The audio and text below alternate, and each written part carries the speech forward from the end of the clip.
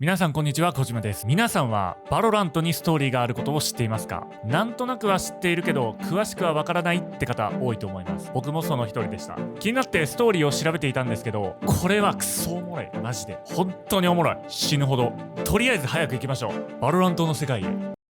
ァーストライト。ある日突然地球全体が光に包まれた。何が起きたのか理解する間もない一瞬の出来事だった。この現象により未知なるエネルギーレディアナイトが誕生。レディアナイトは緑色の結晶で非常に高いエネルギー密度を持つ。バロラントのキャラクターたちが使う武器もこのレディアナイトが使用されている。レディアナイトの発見によりエネルギー問題が解決し、人々の暮らしは豊かになった。その反面、レディアナイトの支配をめぐる争いが各地で行われていった。そんな中、レディアナイトの存在にいち早く気づき独占する企業が現れた。キングダムだ。キングダムはレディアナイトを使い世界経済を牛耳り、インフラの中枢を担う企業へと成長した。一方で各国の政府や軍もレディアナイトに注目し、活用法やレディアナイトの管理策を模索し始めた。ファーストライトの影響で生まれたものはもう一つ存在する。超人類レディアントの誕生。炎を操るフェニックス、風を操るジェット、レディアントたちは超能力を持っている。ファーストライトが起こった原因は不明だが、確かなことがあるとするなら、この日を境に世界が動き始めた。バロラントプロトコルの創設。ファーストライト発生後の世界は混乱していた。各地でレディアナイトに関する事件や事故が多発した。この状況を対処するため、各国の有志が協力し、極秘の多国籍組織バロラントプロトコルを創設した。バロラントプロトコルはレディアナイトが関与した事件を対処するエリートチームであり、元アメリカ軍人ブリムストーンと元キングダム科学者バイパーによって創設された。バロラントプロトコルの誕生により世界の秩序は守られた。しかし平和な世界も長くは持たない。ファーストライトから10年、イタリアのベネチアで事件が起こる。ベネチア事件。イタリアの歴史ある水上都市ベネチアで未曾有の大惨事が発生した。街に突如として強烈な爆発が起こり、その衝撃で街の一部が丸ごと地面から引き剥がされてしまった。爆発に先立ち、市内の路地では何者かによる不穏な戦闘が発生していたと報告されている。バロラントプロトコル所属のエージェントであるフェニックスが現場に急行し、謎のレディアントによるテロ行為を阻止しようと奮闘したが、残念ながらその爆発を食い止めるには至らなかった。この出来事は後にベネチア事件とも呼ばれることになる。爆発によって生じた光景は見る者を疑わせるほど非現実的であった。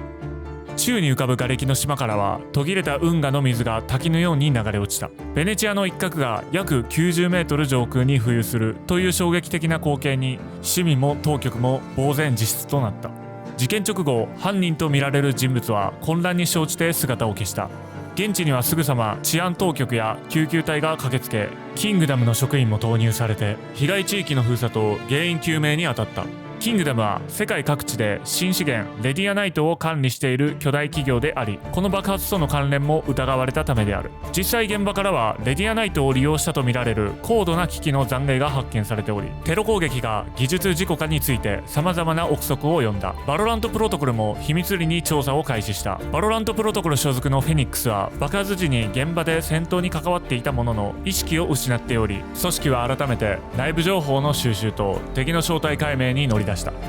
事件の報道が世界中を駆け巡ると、人々の間に不安と怒りが広がった。レディアナイト技術を推進してきたキングダムには非難が集中し、なぜこれほど危険な力について警告しなかったのかと追及された。キングダムは緊急声明を発表し、レディアナイトは完全に安全であると安全性を主張したが、それでも市場は敏感に反応し、同社株は史上最大の単日落下を記録する事態となった。また従来は世間に受け入れられていたレディアントやレディアナイトそのものに対しても警戒や懐疑的な見方が強まった。都市を空中に浮かせるほどの力が示されたことで、この新エネルギーや能力は人類にとって脅威ではないのかという問いが世界中で生まれたのである。この悲劇はバロラントプロトコルの重要性を裏付ける結果ともなった。プロトコルは事件後同様の危機への対策を強化していく。実際ベネチア事件の翌日にはモロッコのラバトで類似のスパイク爆発によるテロ未遂が起きたが、バロラントプロトコルのエージェントたちが即座に対応し、爆発前にスパイクの解除に成功したと伝えられている。こうした迅速な対応により2度目の対空崩壊は防がれ、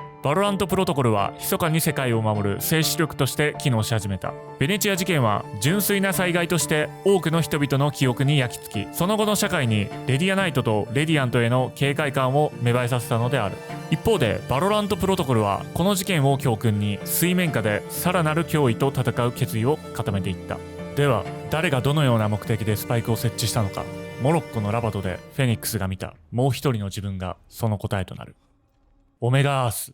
オメガアースはファーストライトをきっかけに誕生したもう一つの地球である。この世界は外見こそ似ているが、その運命は大きく異なっている。オメガアースでは海面上昇や異常気象による環境崩壊が深刻化し、人類が通常の手段では生活できない状況に追い込まれていた。その危機をどうにか食い止めているのがレディアナイトを用いた高度な技術力である。この世界ではアルファアース以上にレディアナイトの技術が発展している。だが同時にレディアナイトそのものの資源が枯渇しつつあり、生存そのものが危ぶまれる状況に陥っていた。そこでオメガアースは生き延びるための最後の手段としてアルファアースからレディアナイトを奪う作戦に乗り出す。彼らはスパイクと呼ばれる装置を開発した。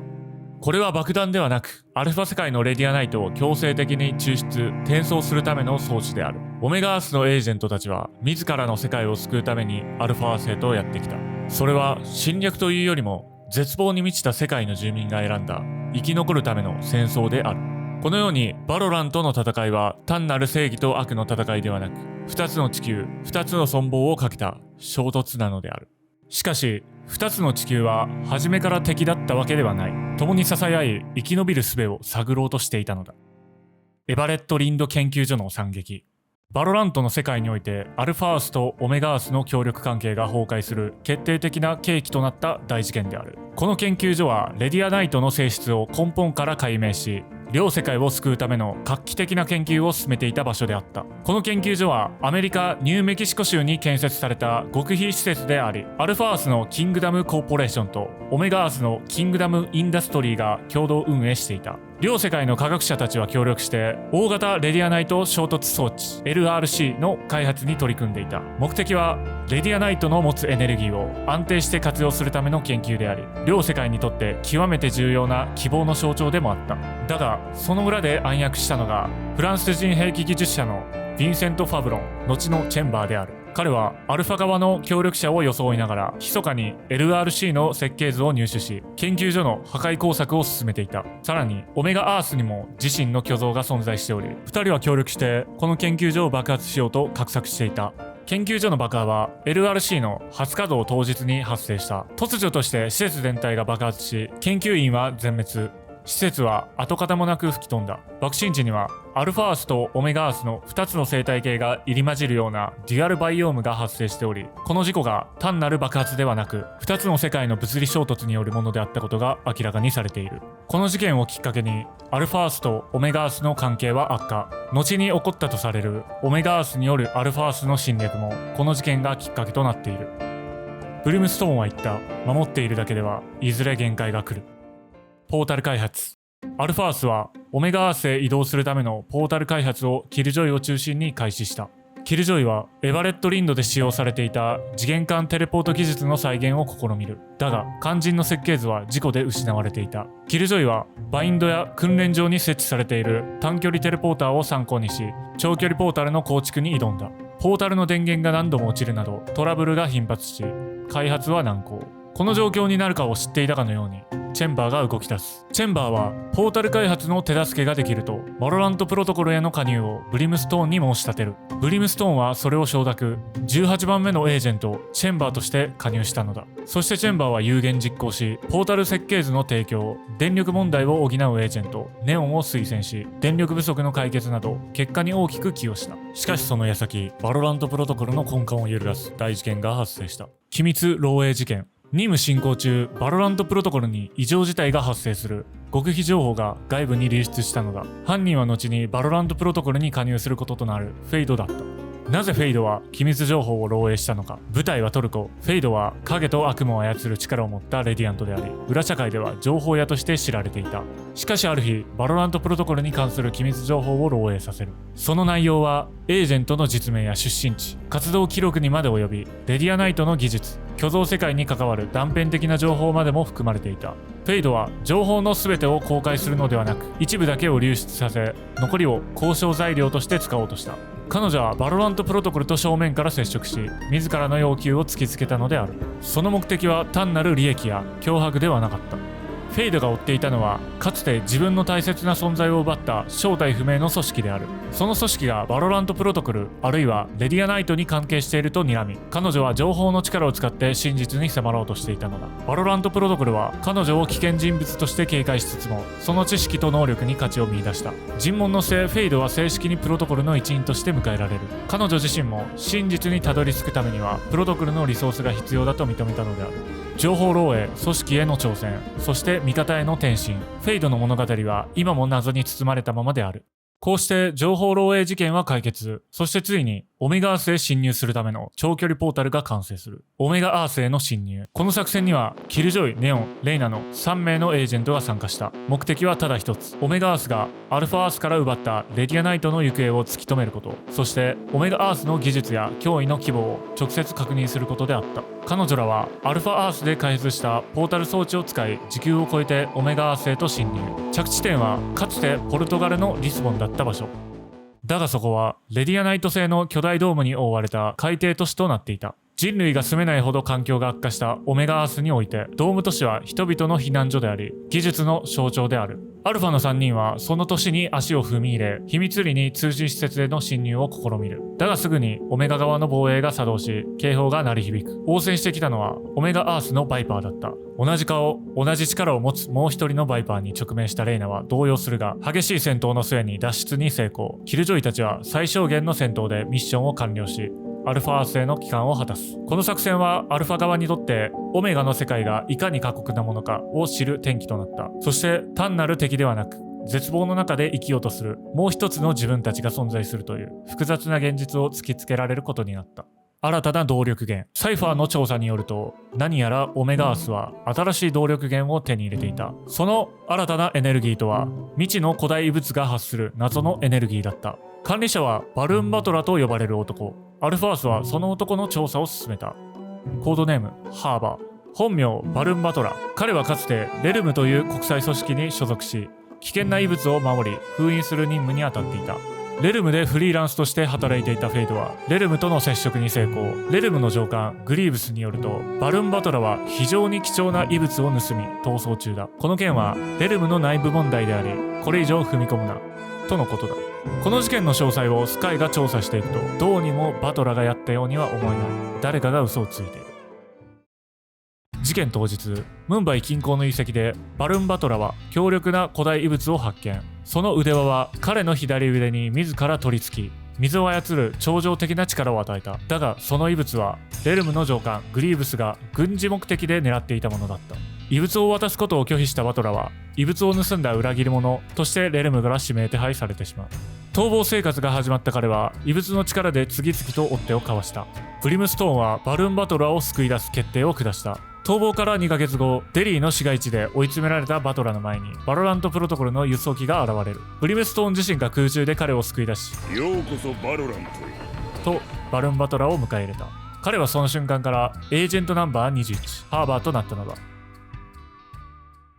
ネクサス、新たな動力源であるハーバーの腕輪解析を開始した。アストラはハーバーが持つ異物を解析すると、腕輪はガーディアンと呼ばれる古代文明の異物だと明かした。ガーディアンはおそらく高度な技術を持った地球外生命体であると思われる。異物に刻まれた言葉は断片的ではあったが読み取ることができた。ガーディアン、花、鍵、それらは伝説の都市ロータスと結びつくことが判明する。バロラントプロトコルはオメガアースがこの異物を動力源として狙っていることを知り、次なる作戦に乗り出すこととなる。ネクサスとは異なる次元、多次元宇宙をつなぐ装置である。宇宙の均衡を保つためにガーディアンたちが築いたとされている。だがこの装置をオメガアースだけで起動すると大きな危険が生じる。もう一方のアルファアースに受け皿がなければ。そうアルファースではこのネクサスはすでに破壊されていた。つまりオメガースでネクサスを起動すればエネルギーの行き場はなく全てがアルファースに降り注ぐことになる。バロラントプロトコルはこの暴走が発生すれば数百万人規模の死者が出ると予測した。オメガースの作戦を止めるためハーバー、アストラ、スカイの3名が選抜されポータルを通じてオメガースへ向かった。現地ではオメガースの一般組織アトラスやエージェントが待ち受けていた。激戦の末スカイがしんがりとして敵を足止めしハーバーとアストラがネクサスへ向かう。2人はそれぞれのアーティファクトの力を用い古代の封印扉を開いた。だが内部に満ち溢れていたレディアナイトの影響でハーバーの腕輪が暴走を起こし大量の水が溢れ出す。神殿全体を巻き込む濁流に2人は飲み込まれる。その隙にオメガアースは着実に侵略を進めていた。オメガのフェイドは設計図を確保しキルジョイやセージらも神殿に迫っていた。一方その頃スカイとはぐれていたブリームストーンが現場に到着。地形が複雑なため直接突入は困難だったが濁流を乗り越えなんとかロータスに侵入したアストラがアストラルフォームを使い上空から戦場を俯瞰しブリームストーンに安全ルートを指示する。そしてついにオメガ側のアストラがネクサスの中枢に手をかざす。巨大な円盤が回転を始め天に向けてまばゆい光の柱が立ち上る。ネクサスは起動した。その瞬間 C サイトでアルファースのスパイクが起爆する。この装置はレディアナイトを吸収しネクサスはわずか数秒で停止した。世界を巻き込むはずだった破壊はほんの一歩手前で未遂に終わったのである。オメガアースとの戦闘を繰り広げる中キングダムは水面下で動き始めていた。ランドフォール計画。キングダムコーポレーションはファーストライト以降に急成長した巨大企業である。この企業は新エネルギーであるレディアナイトを独占的に管理し世界の技術とエネルギーを掌握する存在となった。そのキングダムが秘密裏に進めていたのがランドフォール計画である。この計画はレディボアと呼ばれる生物の研究である。レディボアとはレディアナイトを主食とする未知のクリーチャーのことである。彼らは地球上の動植物に似た外見を持つがその性質は常識から大きく逸脱している。レディボアは重力の影響をほとんど受けず銃弾にも強い耐性を持つ。さらに致命傷を負っても眉のような形で休眠再生を行う能力を備えている。この異常な性質を持つ生物はアイスボックス周辺の極限環境の調査で発見されたものである。当初キングダムは極地生物を中心に買い集めていた。これは一見環境生物の研究に見えたが実際はレディボア発見を目的とした布石であったとされる。この不自然な動きを察知したのがキルジョイである。彼女はある生物を通じて別の何かを理解しようとしていたと報告している。ランドフォール計画には表向きの名目が存在する。これは浮上したベネチアの都市を沈める地盤制御プロジェクトである。しかし実際は復興支援とは無関係であった。計画の内容は徹底して秘匿され参加者全員に秘密保持契約が課せられていた。表向きには都市復興を掲げながら実際には危険な生物兵器開発が進められていた。これこそがランドフォール計画の正体である。ボルト事件。ランドフォール計画進行途中ロサンゼルス西海岸研究施設からレディボアとされる生物が逃走した。キングダムはランドフォール計画の継続を図るためレディボア個体の回収作戦を実行に移した。作戦の舞台となったのはノルウェー領スバールバル諸島にある地下研究施設ボルト。この施設には北極熊に酷似したレディボアレディベアが収容されておりキングダムはレディベアを確保することで研究を再起させようと目論んだ。作戦には傭兵部隊ストールイエーガーの一員でありノルウェー出身の優秀なハンターイセリンがリーダーとして派遣された。彼女を含む3名のハンターと1名の科学者で編成されたチームは極寒のボルトへと突入した。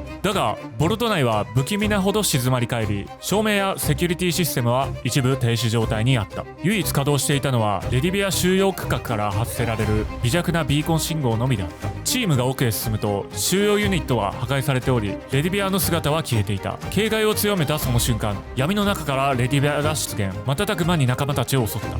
ハンターのアンナやフロイや科学者のドシー博士は倒されチームは崩壊寸前となる。唯一生き残ったイセリンはレディベアを再収容すべく決死の反撃に出た。イセリンはレディベアをチャンバー内に追い込み強制収容の手続きに入るがその最中に左腕を噛まれ未知の物質が体内に侵入。意識が朦朧とする中彼女の脳内には解放せよというテレパシーのような声が響いた。これはレディベアと対象の間に発せられる一種の絆でありイセリンは一時的にレディベアの意志に支配されかけていた。だが瀕死のドシー博士が放った銃声により正気を取り戻しイセリンは非常用電源を起動。チャンバーを半開き状態のまま高出力で封鎖しレディベアの消滅に成功した。その代償として彼女の左腕も一緒に消し飛び意識を失ってその場に倒れ込んでしまった。数時間後、ビーコン信号を追って現地に駆けつけたバロラントプロトコルのエージェントソーバがイセリンを救出。彼女はバロラント本部に搬送され、キルジョイの手によりナノワイヤー内蔵の義手を装着。無事再起を遂げたのだ。義手提供にあたりセイジは腕の再治療も提案したが、イセリンは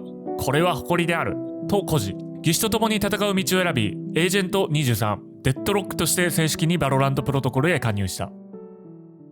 ロサンゼルス爆破事件。ランドフォール計画は次第に崩壊への道をたどっていく。ロサンゼルスにあるキングダム研究施設から4体のレディボア、ディジー、ウィングマン、モッシュ、スラッシュが盗み出される。犯人は後にエージェント22としてバロラントプロトコルに加入することになる青年月光であった。月光はキングダムの非道な実験から生物たちを解放し、市街地へ逃走。その中でキルジョイが不審なレディアナイトの動きを察知し、ランドフォール計画の全貌をつかみ始める。ブリムストーンの指揮のもと、プロトコルはキングダム施設への吸収を決行。ロサンゼルスの施設を爆発し、レディボア研究を強制的に停止させた。この事件が世間にはロサンゼルス爆破事件と報じられることになる。アワーグラスとオーメン暗殺計画。彼らは言った。世界はまだレディアナイトを手にする準備ができていない。アワーグラスが動き始めた。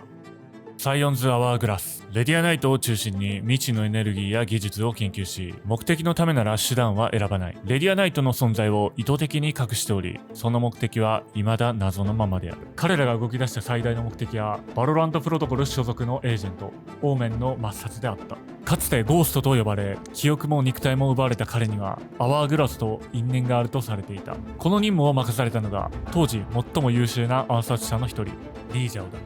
リージャオはアワーグラスからシュラウドステップと名付けられた極秘暗殺指令を受け、オーメンに近づく。彼は偽装亡命という形でアワーグラスを裏切り、バロラントプロトコルに加わりたいと訴え、エージェント24アイソとして迎え入れられた。その裏で暗殺の機会を虎視眈々と伺っていたのである。しかしアイソはバロラントプロトコルでの日々を通じ、真に世界を守ろうとする仲間たちの姿勢に心を動かされていく。アワーグラスが口にしていた世界のためという言葉が、実は利己的な暴力でしかなかったことに気づいたのである。やがてアイソはバロラントプロトコルの真の仲間となる決意を固めたのである。そしてオーメンに接触。俺は本来お前を殺すために送り込まれたものだと真実を明かした。オーメンは静かにそれを受け止める。彼もまた自らの過去に答えを求めていた。アイソの情報をもとにバロラントプロトコルは即座に反撃に出る。まずはモロッコ、カサブランカの拠点を吸収。続いてジャカルタの本拠地を攻めに行く。この地でオーメンは宿敵と再会。オーメンがバロラントプロトコルへ加入した理由は、過去の自分を知るため。